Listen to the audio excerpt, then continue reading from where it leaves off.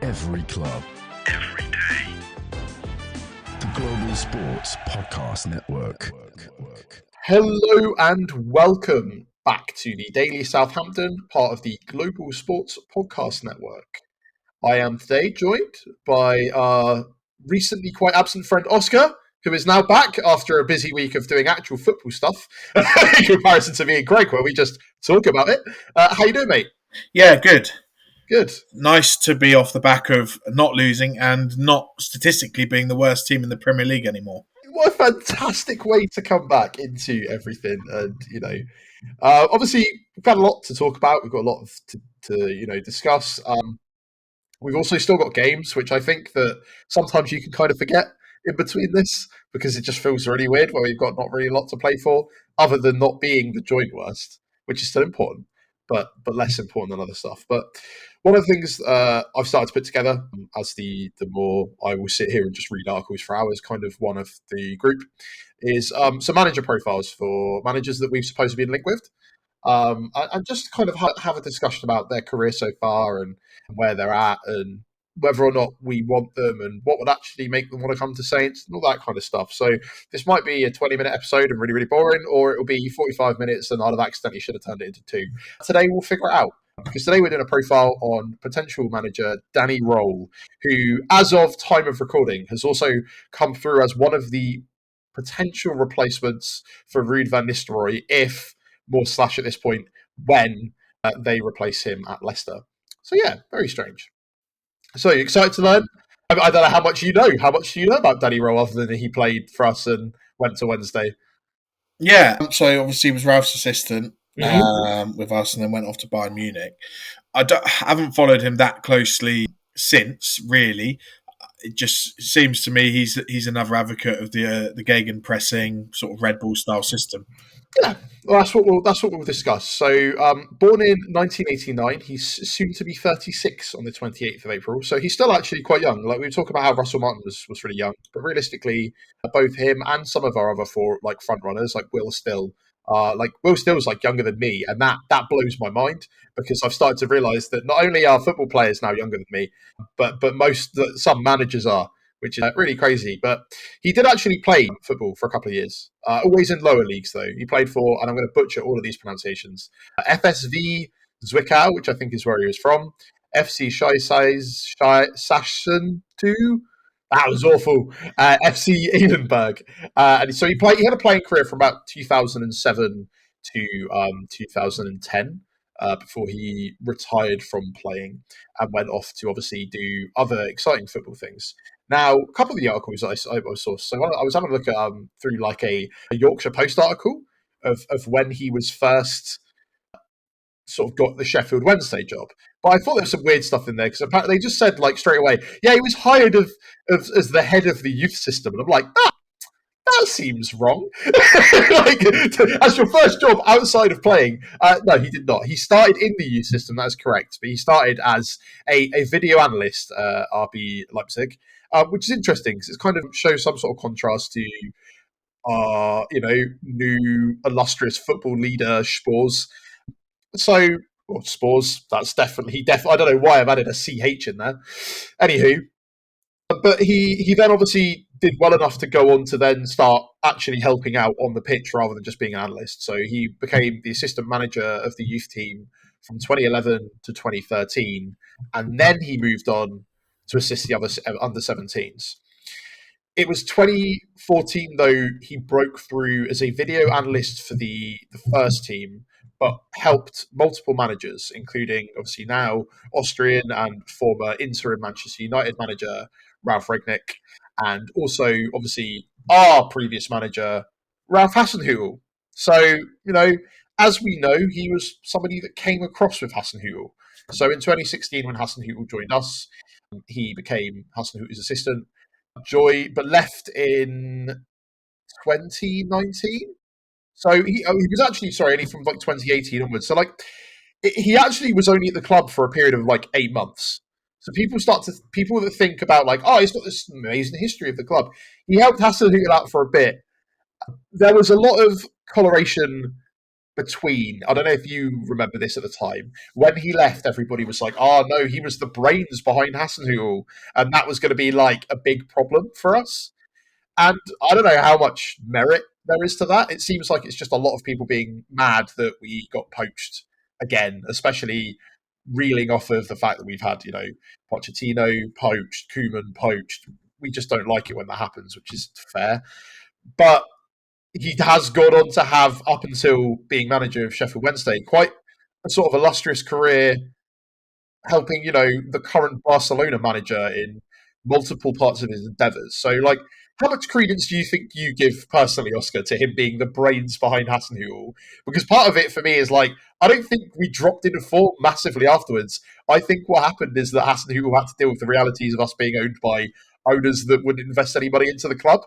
So I find that argument a bit of a weird one. Yeah, I think it was just difficult timing. I think it's difficult changing the dynamic anyway, because I don't think he was ever properly replaced, which seems to be a theme at this club in recent history. So he didn't really have a proper assistant. And, my limited coaching stuff, that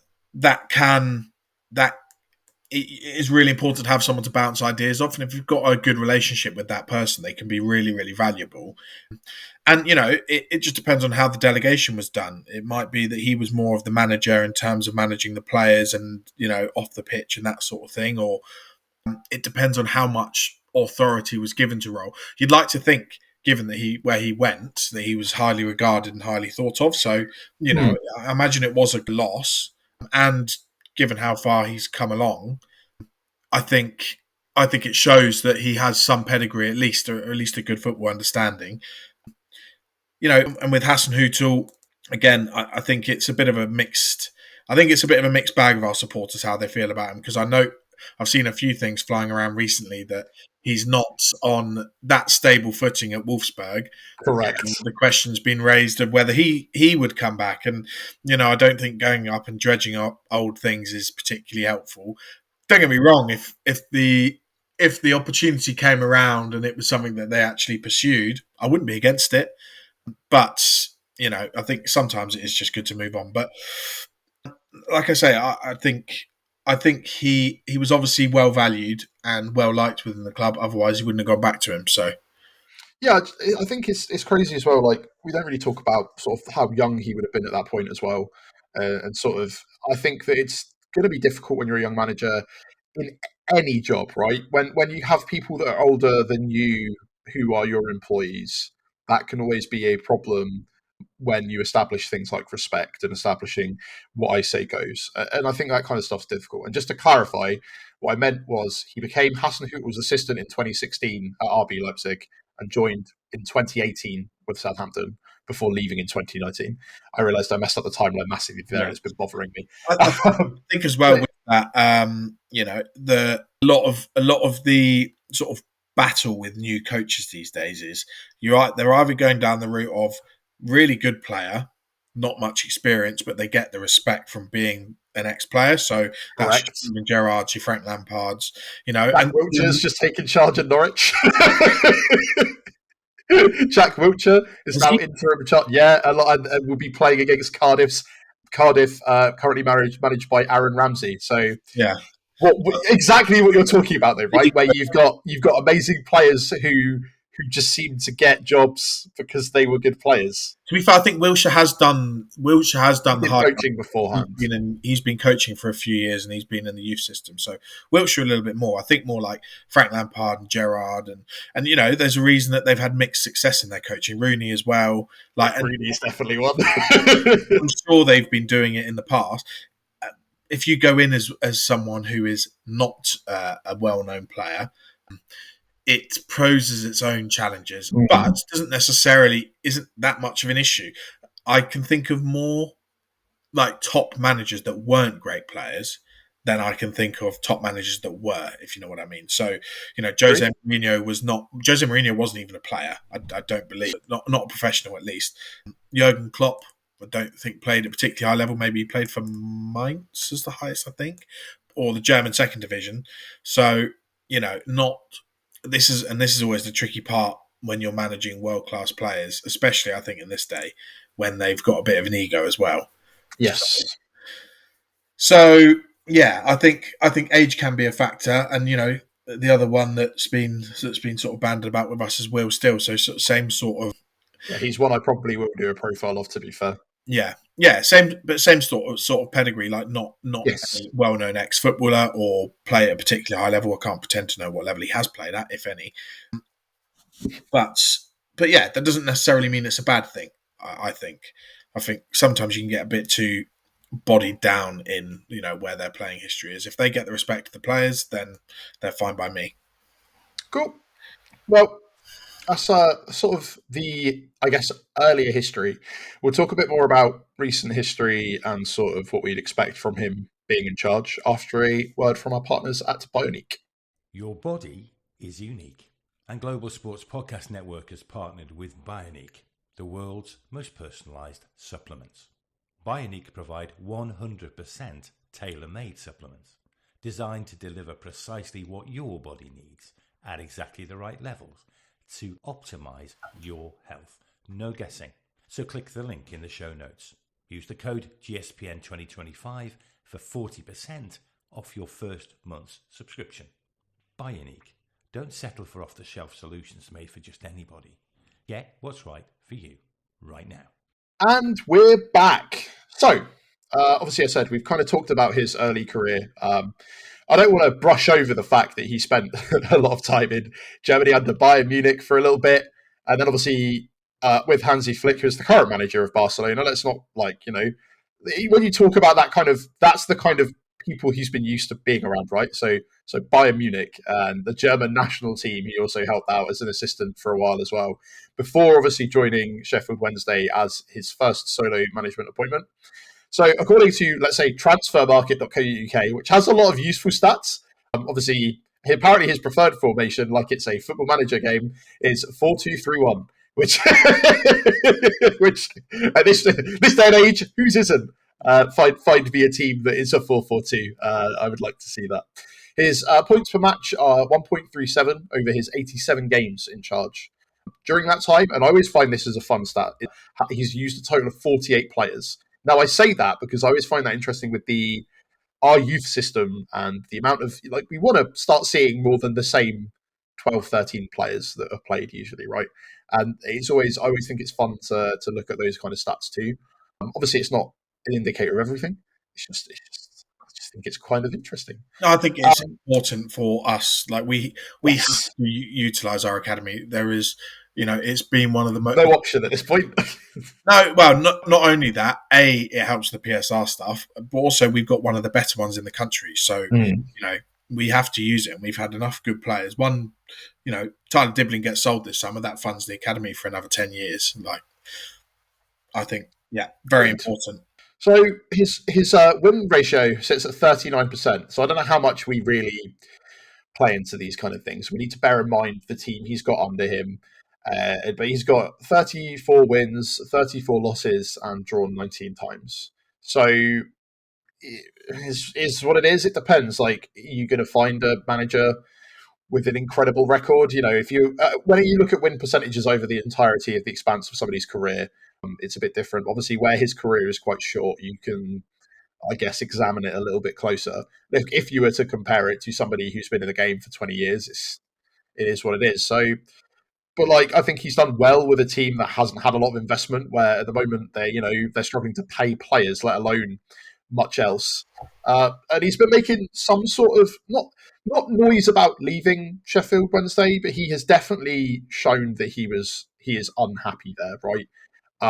And after a loss to Stoke, where he kind of went off the rails a bit, that ship has steadied after they beat Middlesbrough recently.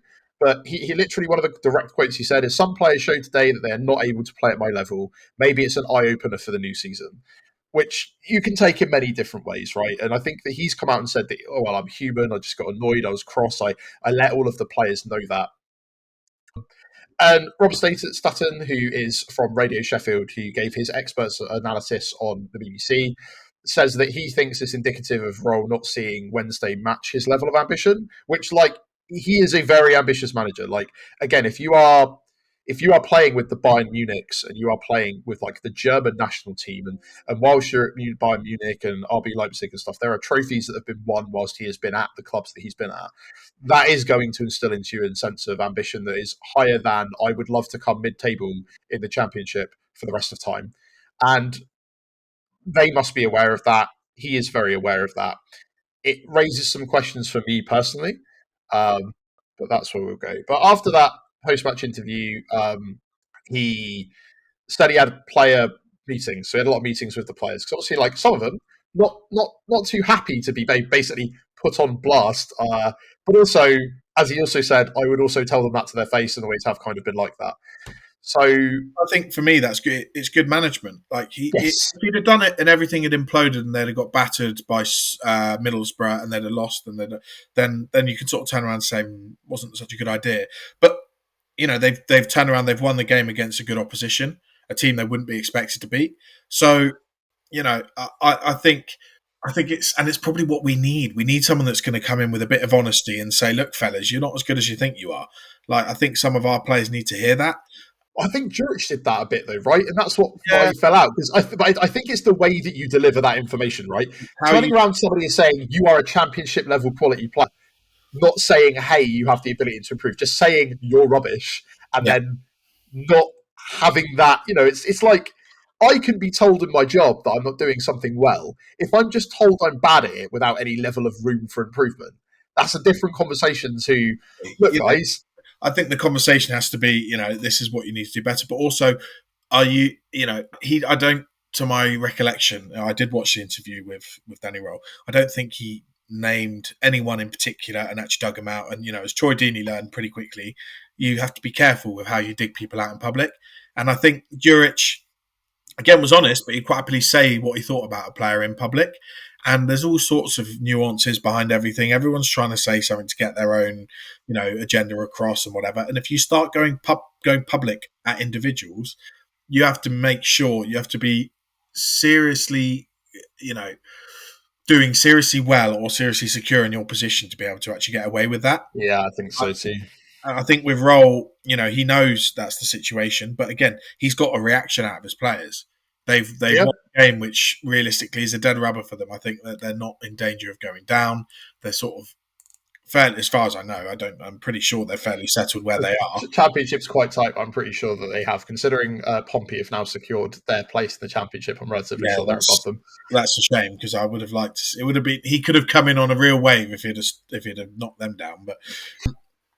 But he's managed to get a reaction out of them, so I don't think it's a negative too much. I think he kept his cool pretty well. I think you can't underestimate how much of a shambles it might be going on behind the scenes. Yeah, and I think when you're not paying staff, when stuff like that is happening, you know it's going to end up being bad, right? It's like with when Sellers was at Reading. I felt so bad for him going from sort of, he was managing a Southampton team going down, but to take that job and then have to struggle through not being paid, players not being paid, staff not being paid, don't know if you're going to turn up tomorrow and actually have money. Once that kind of stuff starts happening, it becomes how are you meant to have a level of ambition when the club isn't even meeting, making ends meet? And that's one of the things where I know there's been critics of Sports Republic. We have been as well.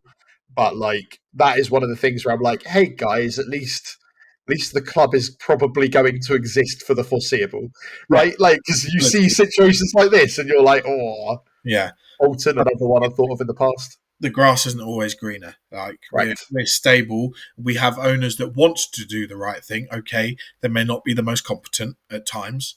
They seem to be getting things a bit better recently. They seem to have a bit more of a plan, And again, going back to Roel, I think, is it ideal that he said all of that in a post-match presser? Probably not. You don't want to do it off the back of emotion. But as you said, he's a young manager, extremely young, by historic standards. Maybe modern times are getting a bit younger.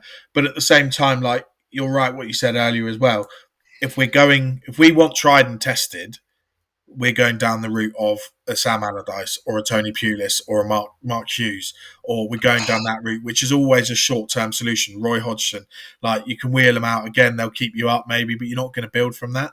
you have to take a gamble, and we've gambled on Hasenhüttl. It worked to an extent. We've gambled on Pochettino. It worked. Relative unknown. Koeman, relative unknown. It worked. Like, okay, we've gambled on some recently that have not worked. Yes, that is our problem. But there was a lot of things changing in that respect. But much like with players, we have to take the risk and hope we get it right at some point with as much homework behind it as possible, or we go down the route of someone experienced. But they either cost a lot more money because they're a lot better and won't want to come to Southampton, or there's a reason that they are not the flavour of the week.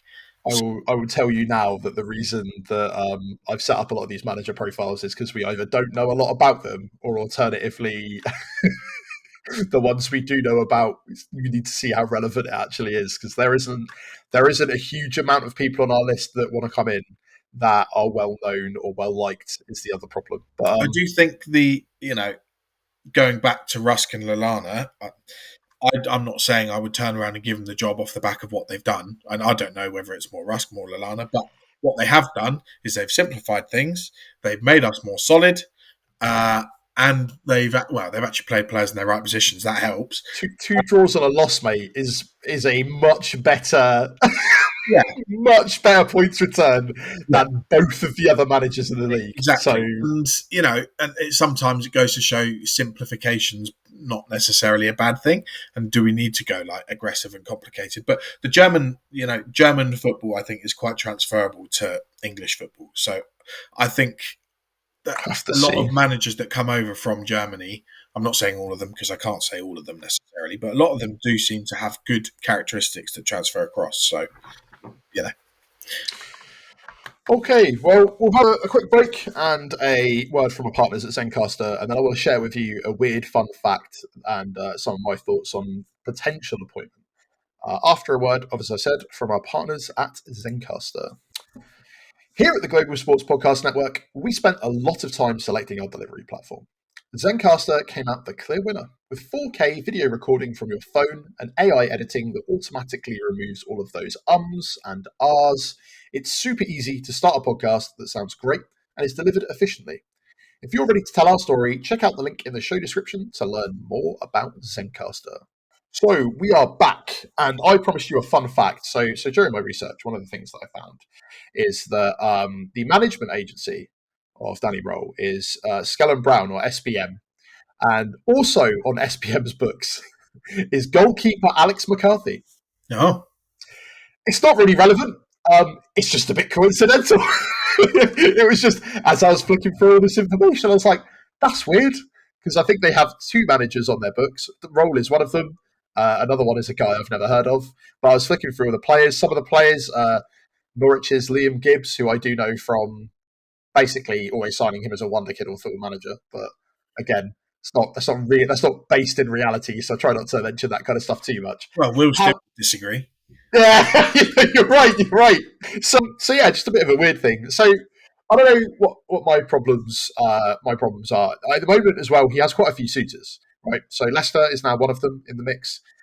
RB Leipzig themselves have also sort of, and if he wants to, it depends whether or not he would want to try and have that punt to get into the Premier League, or he'd be quite happy managing in the Bundesliga under a team that he's had experience with previously.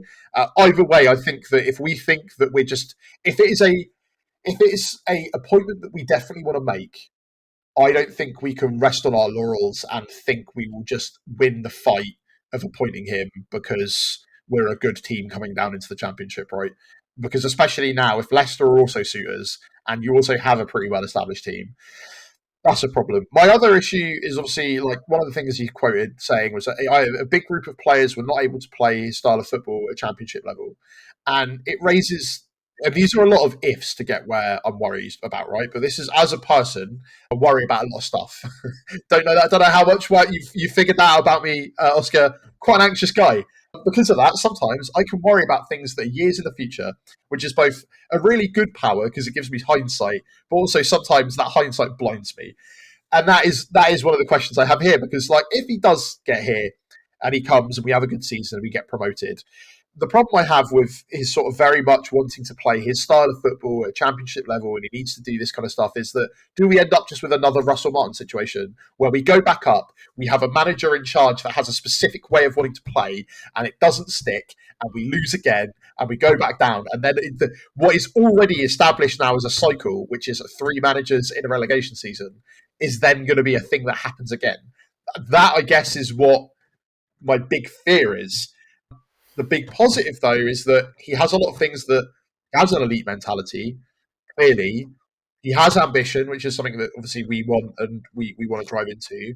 There's a lot of crossovers with him and Spores. Spores has brought him up in conversation previously, hasn't really brought anybody else out.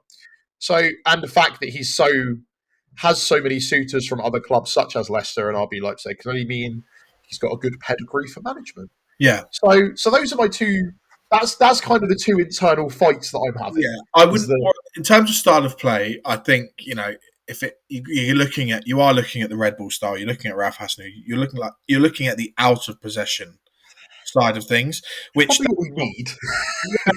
Exactly, but that's which I think 100% that's what we will need going up into the Premier League, and then if you change things up after that, then whatever. But I think it's very different, and that requires very different attributes to what is needed to play what Russell Martin wants to play, which is an in possession, which, again, I'll be the first to say I raised questions about last year in the Championship, saying it's all very well doing this against Sheffield Wednesday. How on earth are we going to do it against Man City? And lo and behold, we did it. Answer to that question. I'm not saying it can't work. I think it could have worked if we'd had a bit more luck and a bit more of a rub of the green, and things had gone the right way at the beginning. Maybe Russell Martin could have made it work. I don't know, but I think with Danny Rohl, probably more what he's talking about is you need the character to be able to do what he wants to do and the willingness to run the hard yards. And I don't think that isn't something that is ever going to be an issue for fans, like saying, well, we don't need someone that wants to work hard. Like that should be a minimum in football anyway. So if they're not doing that, like to think at the club, and that's where if he's got a fresh blank page to be able to pretty much do what he wants, which hopefully this summer he will, if we can get rid of players. That's probably more of the issue now, is that we've now got an in possession built squad, and we're flipping the other way again. So, but I think there's a few of them have played under Hasenhüttl before with the out of possession stuff. Like it doesn't take. It's not as if it's polar opposite. It's polar opposite. It's not as if the players are polar opposite. You're either this or that. So they should be able to adapt. We have some good characters in the group. Yeah, I don't think there's an issue with that. Again, like you said, the issue for me would be the ambition, and in the long term, unless we can really build them a big project and sell it as this is you for whatever happens for the next 3 years, which probably we have got the edge on Leicester in terms of we were quite loyal to Martin. They got Cooper pretty quickly, and I don't know that necessarily that was the right decision. And their ownership has been questioned quite a lot recently. Ours has been questioned for different reasons in terms of competence. I think theirs has been questioned as to how much they actually want. In the club, you look at the two clubs and they're similar size, really. I think the fact that Spores is there and probably has been front running to get him would be the pull for me. Is their squad much better than ours? I don't know. I think after you lose a couple, maybe they've got a bit more individual quality, but how much of that stays when they go down? So, and again, are they going to want to pull the trigger on Van Nistelrooy, or are they going to give him a chance? He's a young up-and-coming manager, supposedly, who quite a lot of our fans wanted. I'm quite glad we never went down that route. But again, that's going down the rabbit hole of experience versus quality of player. I'm fairly sure if he hadn't played football, he wouldn't be managing where he is right now. Correct. So, yeah. Okay, yeah, I guess we just have to see how it pans out. As I said, I think we've still got a couple of weeks left, right, of Rusk and Lallana. We don't know what's really going to happen over those few weeks. Originally, I expected us to really kind of maybe get no points, to be honest. I was hoping we'd get something, but the fact that in the first 2 games they've managed to get something is surprising and hopeful. Admittedly, against a West Ham side that really proved why they were 17th. But, you need to take the victories where we can take them, right? And we're coming up against a Leicester who are already, demoted as well. Yeah. I think there's no guarantees as well. I mean, quite a lot of our fans were like desperate for Graham Potter to come in. It's not worked out that well for West Ham. It's not. And this is the thing, is it's like, where else do you go? And as I said, I'll have a look at do some more research in some of the front runners and have these conversations again about some of the other people. But I still think Danny Rohl is probably one of the favourites.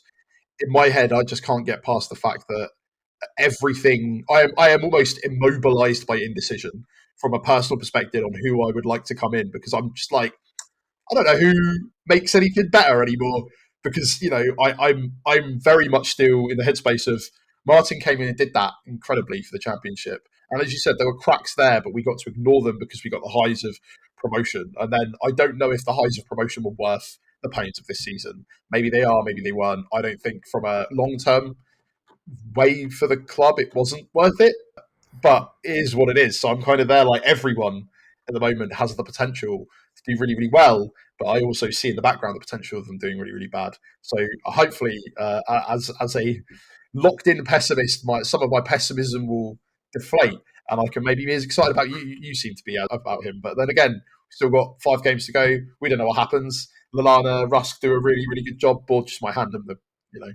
might just hand it to them. So I guess we'll see. But thank you very much for joining me, Oscar. It's good to have you back. We'll be back to something to do probably with the game of the weekend against Fulham tomorrow.